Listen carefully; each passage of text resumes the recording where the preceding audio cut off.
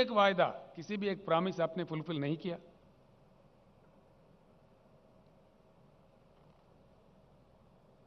आप जो अपने आप का तारीफ करते हो, हर चीज में देश का मान मर्यादा खत्म होते जा रहा है। आपका तानाशाही दिन ब दिन बढ़ते जा रहा है, जो देश के लिए खतरा है। मैं इसीलिए सबसे हमेशा कहते आ रहा हूं और आगे कहेंगे भी कि राजनीतिक परिवर्तन से इस देश में कुछ बदलने वाला नहीं है, कुछ बदलाव होने वाला भी नहीं है। राजनीतिक परिवर्तन होगा, जरूर होगा, कोई परमानेंट नहीं है। मोदी जी से पहले भी कई प्रधानमंत्री बने। तो जनता जिसको मौका देता है सेवा करने का, करके अपने रोल निभा के चले जाते हैं। मोदी जी मुझे लगता है कि एक भ्रम में है कि हम ही परमानेंट है। कोई परमानेंट नहीं है, ये अननेचुरल है। इस देश में लोकतंत्र है, इसलिए परिवर्तन कभी भी संभव है, असंभव नहीं है। क्या चला रहे हैं आप? देश में क्या हो रहा है? किस प्रकार का नीतियां अपनाया जा रहा है?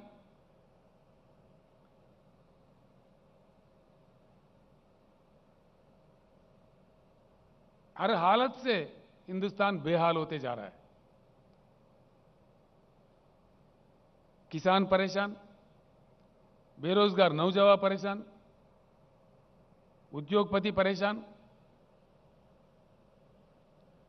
इन्फ्लेशन बढ़ रहा है, प्राइस राइज हो रहा है एसेंशियल कमोडिटीज का।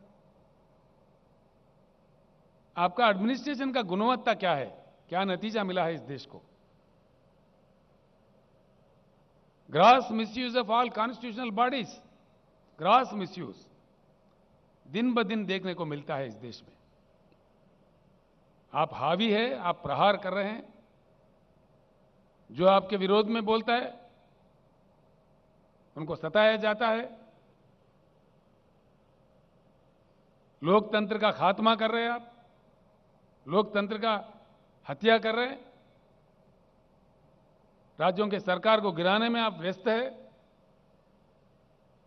अब तक नौ सरकारें आपने गिराई है, यह आपके रिकॉर्ड में है।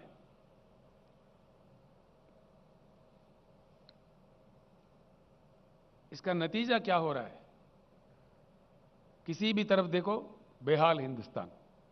किसान परेशान, जवान परेशान, नौजवान बेरोजगार परेशान, उद्योगपति परेशान।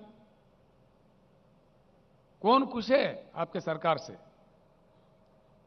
सिवाय आपके भाषणबाजी के, सिवाय आपके झूठे प्रचार के, आपके अखबारी विज्ञापन से कौन खुश है? हकीकत जानने की कोशिश कीजिए। मैं आपसे मांग करता हूं, माननीय प्रधानमंत्री जी, भाइयों, मैं आपको एक बात जरूर बताना चाहूंगा। नरेंद्र मोदी जी 15वां प्रधानमंत्री है इस देश का। He is the 15th prime minister of India. इनसे पहले 14 प्रधानमंत्री और बने थे।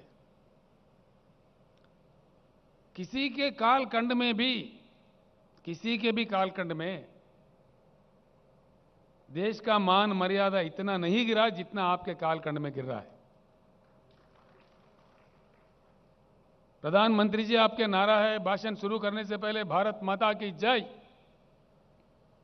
अगर आपके नारा में सही दम है, आपके रगों में बहता हुआ खून में एक बूंद में भी ईमानदारी है, सच्चाई है, तो एक बात मैं सवाल कर रहा हूं, उसका उत्तर दीजिए। कल के सभा में देश के सामने बताइए कि आपके खिलाफ किस प्रकार का जन आंदोलन चल रहा है श्रीलंका देश में, क्यों चल रहा है? आपने श्रीलंका जाके प्रधानमंत्री का रोल नहीं निभाया, बल्कि एक छोटा सा व्यापारी का सेल्समैन बन गए थे आप, देश का अपमान किए। नतीजा, श्रीलंका का जनता टूट पड़ी है श्रीलंका के रोडों पे। यह शोभा देता है हमारे देश को? अंतर्राष्ट्रीय स्तर पर देश को सर झुकाना पड़ रहा है आपके कारनामों की वजह से। क्या यह सच नहीं है? आपके मंत्री लोग, आपके प्रवक्ता लोग, आप खुद भी गला फाड़ फाड़ के बड़े ऊंचे आवाज में बोलते हो, क्यों चुप्पी साधे हुए है श्रीलंका के मामले में? कोई सरकारी प्रवक्ता अपना मुंह क्यों नहीं खोल रहा है? और आप अपने आप में, खुद में क्यों नहीं बोल रहे इस बात में? क्यों चुप्पी साधे हुए हो? क्या वजह है इसके? और इससे बड़ी चीज क्या हो सकता है? श्रीलंका पार्लियामेंट कमेटी के सामने श्रीलंका इलेक्ट्रिसिटी बोर्ड के चेयरमैन बयान दिया दुनिया के सामने खुलेआम कि भारत के प्रधानमंत्री के दबाव के कारण हमने ये कॉन्ट्रैक्ट किसी हिंदुस्तानी व्यापारी को दिया। ये क्या देश का इज्जत बढ़ाएगा? किसी भी आपसे पहले आए हुए, बने हुए किसी भी प्रधानमंत्री जी के कालखंड में ऐसे आरोप भारत पर नहीं लगे।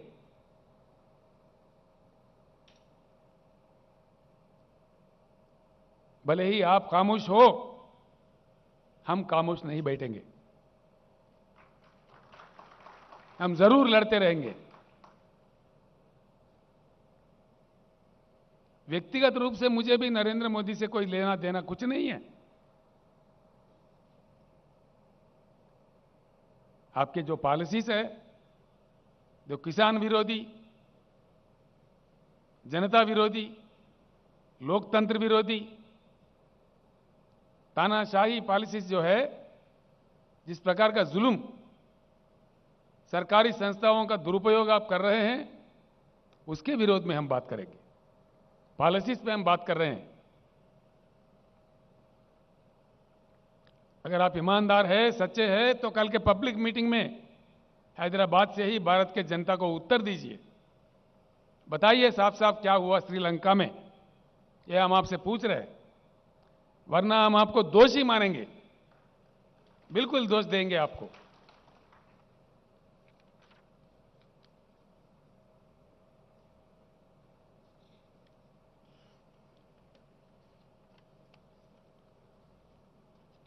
आपका और एक नारा था जब आप प्रधानमंत्री बने थे, मेक इन इंडिया। मैं पूछ रहा हूं माननीय प्रधानमंत्री जी, कुछ नतीजा मिला इसका? आपके डर से, आपके रवैया से, आपके नीतियों से पूंजीपति अपने निवेश को वापस लेकर देश से भाग रहे हैं। भूतपूर्व केंद्रीय सरकारियों के गलत से पहले हमारे देश से बहुत सारा ब्रेन ड्रेन हुआ। अब आपके कालखंड में आज निवेश का ड्रेन हो रहा है। लाखों करोड़ विथड्रा करके विदेशों में जा रहे हैं। मेक इन इंडिया में लोग नहीं आए, मेक इन इंडिया में कुछ नहीं हुआ। ये तो झूठ था, बिल्कुल झूठ, सफेद झूठ। हुआ ही क्या है? कल के भाषण में बताइए क्या हुआ मेक इन इंडिया से? कुछ आया देश में या कुछ गया? कितने भारी उद्योग चले गए? कितने श्रमिक रोडों पे आ रहे हैं आपके गलत नीतियों के कारण से? तुलना कीजिए। अगर आपके पास बुद्धि की कमी है तो सीख सकते हैं। हमारे बगल में हिमालय के उस पार रहने वाले चाइना में क्या हुआ? वहां बातें कम, काम ज्यादा, अच्छा नतीजा। यहां हमारे पास बातें ज्यादा, काम कुछ नहीं, गलत नतीजा। मेक इन इंडिया को लेके चाइना में किस प्रकार का क्रांति आया, कितने उद्योग आया, कितने निवेश आए। माओ साहब के दौर तक चाइना गरीब से गरीब था, उनका जीडीपी हमसे कम था। आज 16 ट्रिलियन इकोनॉमी से, $16 ट्रिलियन इकोनॉमी से चाइना है। आपने देश का मजाक उड़ा दिया 5 ट्रिलियन इकोनॉमी का ख्वाब दिखा के। 5 ट्रिलियन ही मजाक था। अपने आप में हासिल होने वाला प्रगति को आपने आपका प्रचार कर लिया 5 ट्रिलियन इकोनॉमी का। खैर ठीक है, वो 5 ट्रिलियन में भी पहुंचेंगे हम लोग। आज कहां पे है हम लोग? हमारे से बुरा हाल रखने वाला चाइना, हमारे से कम जीडीपी रखने वाला चाइना, हमारे से कम कल्टीवेबल एरिएबल लैंड रखने वाला चाइना आज कहां है 16 ट्रिलियन इकोनॉमी से? आज हम कहां हैं? $3.1 ट्रिलियन पे है हम लोग आज। इसी रफ्तार से अगर हम चले, आपके बताए हुए 5 ट्रिलियन पे भी पहुंच पाएगा हिंदुस्तान? कभी नहीं, यह असंभव है। आपके कालखंड में तो देश में हर चीज गिर गया। जीडीपी क्रैश, ये मेरा नहीं, सरकारी फिगर से इन्फ्लेशन बढ़ता, जीडीपी गिरता, प्राइस राइज तो आप कंट्रोल नहीं कर पाते। फिर किस चीज के आप कंट्रोल कर पा रहे? लाखों करोड़ों श्रमिक जो उद्योगों में काम करके के अपने जीवन बिताते, वो बेहाल है, परेशान है, मजबूर है, आंदोलन कर रहे हैं और आप उसका अपमान करने में व्यस्त है। मोदी जी, मैं एक बात पूछता हूं, 100 साल के लिए, 100 साल के लिए उपयोग करने के लिए हमारे देश में भगवान हो या प्रकृति हो दिया हुआ संपत्ति है कोयला। 100 साल के लिए। और भी जियोलॉजिकल सर्वे से और भी निकल रहा है, हर साल 5 मिलियन टन से लेकर 5,000 मिलियन टन से लेकर 10,000 मिलियन टन का कोयला निकालता है जब सर्वे करते हैं। एक चीज बताइए, इतनी संपत्ति, इतने नेचुरल रिसोर्स हमारे पास रखते हुए आज विदेशों से आप कोयला क्यों मंगा रहे? दीजिए, कल उत्तर दीजिए, कल आपके भाषण में कहिए, ताकि देश जाने क्या मजबूरी है। आप मजबूर है आपके साहूकारों को हेल्प करने में।